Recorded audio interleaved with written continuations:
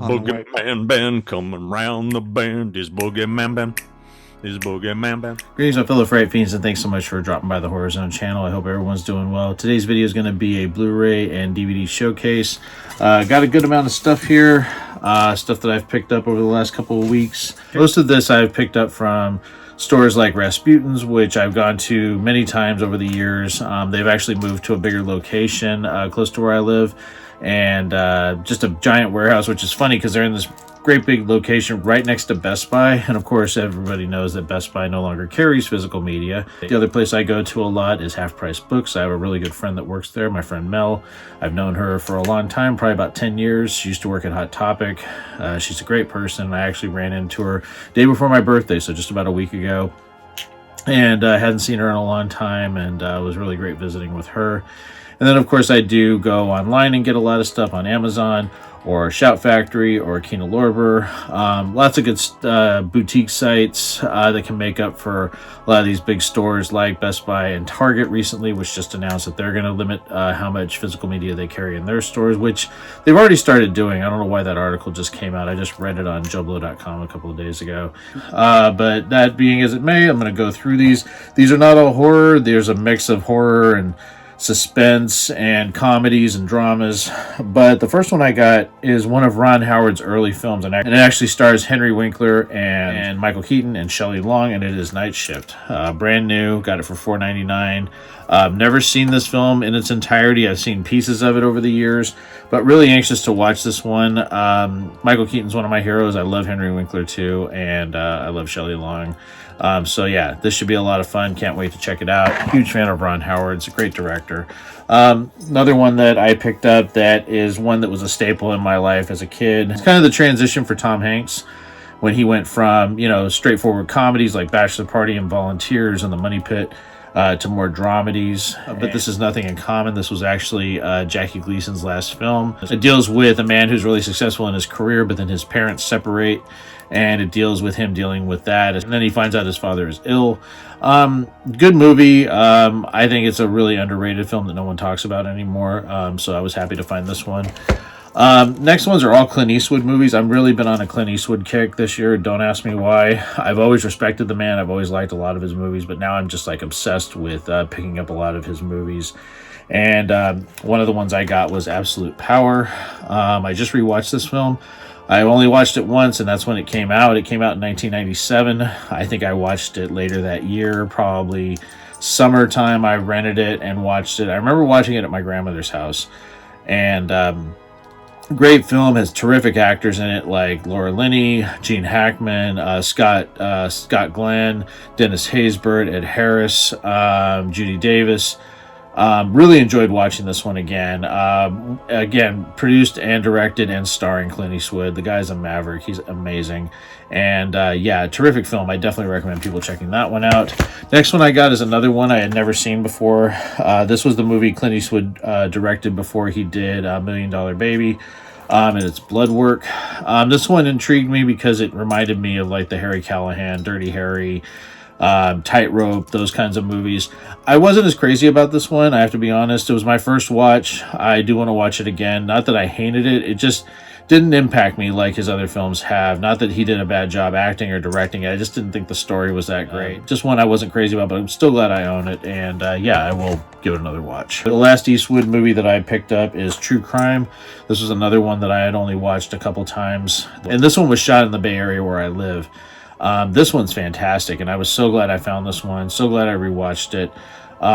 Really terrific film. It deals with this man that's on death row, and possibly that he's been wrongfully convicted of murder, and getting down to the wire of when he's going to be put to death. Clint Eastwood's character is trying to prove that he's innocent. It's really gripping, and Clint Eastwood is terrific in it. He always plays like these really they're very flawed human beings. He's a very flawed human being. He's not a good guy in this, but you love him anyway, and he's so strong in his convictions of trying to prove the innocence of this man. And then Isaiah Washington, who I think got blacklisted unfairly, terrific performance in this. James Woods, who I absolutely adore.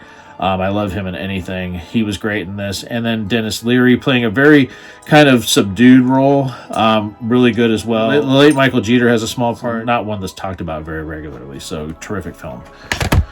Next, we're going to comedies.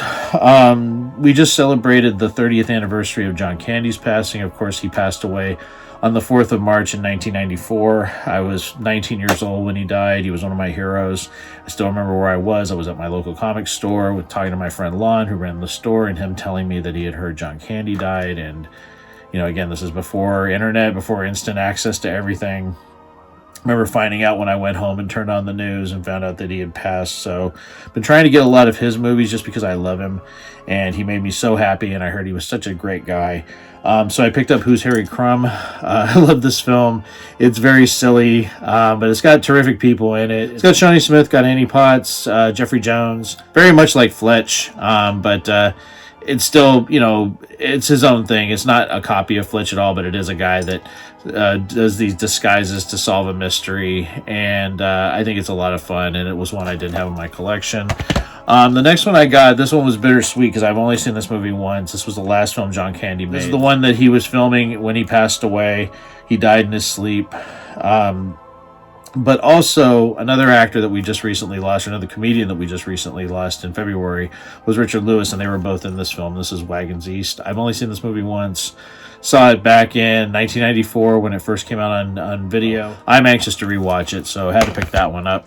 Another comedy that I picked up, and this is somebody else I really loved growing up, was Jim Belushi, was Mr. Destiny. And this one also stars Michael Caine as John Lovitz, Rene Russo, Linda Hamilton, Sarah Connor herself, and it's very much an It's a Wonderful Life kind of film, but I really like this film, and I've been thinking about it a lot, and just saw that it was like $3 at Rasputin's, and I was like, you know what, I haven't watched this movie in a long time. Another great film of his is Taking Care of Business with him and the late Charles Grodin.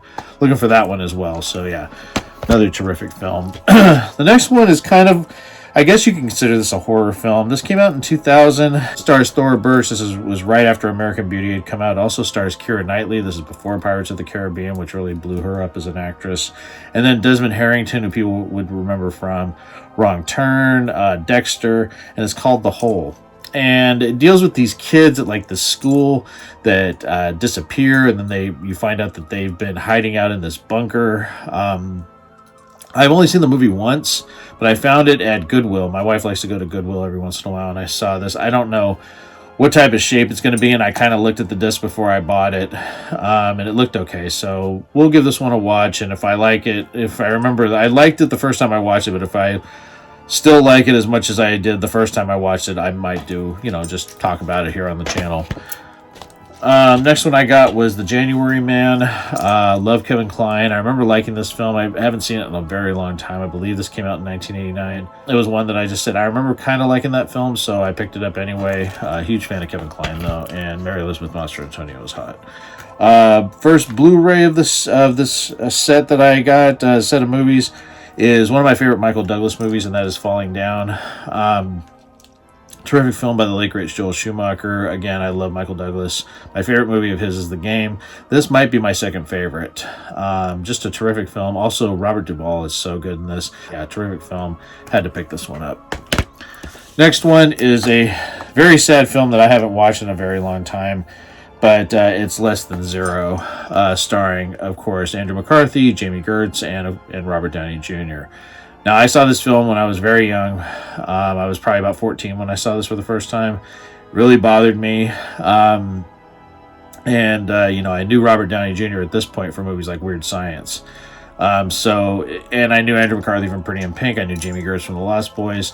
But yeah, this movie bothered me. It also stars James Spader, who's another terrific actor, but really, really intimidating in this. And I think everybody does a fantastic job, and I'm anxious to rewatch this. Also, it features one of my favorite scores by my favorite composer of all time, that being Thomas Newman.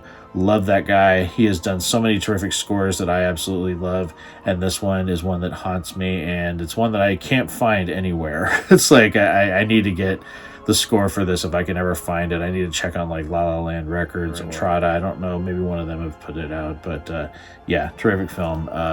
really great and glad to have it in my collection. Last one I'm going to show is a horror film. This is one that came out this year, one that I really enjoyed, and one that I thought got unfairly shit on by so many people. Like, it's not perfect. It is campy and corny in spots, but I had such a good time with it, and I still enjoyed it rewatching it just recently, and that is Night Swim. Of course, this was a collaboration between Blumhouse and Atomic Monster, that being James Wan's company, and it starred Wyatt Russell.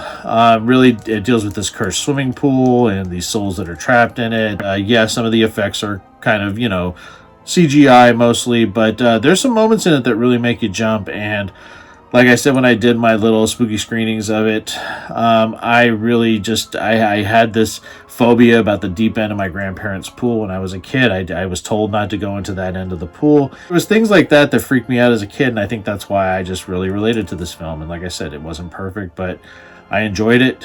I had fun with it. And in the end, can't we just sometimes have a film that's fun and not pick it apart and find every little fucking flaw with it? I don't know why I'm getting kind of agitated about it, but I had a fun time with it. That's where I'm going to leave it. So yeah, Night Swim. I enjoy it. Give it a chance. So yeah, nice little stack of stuff here.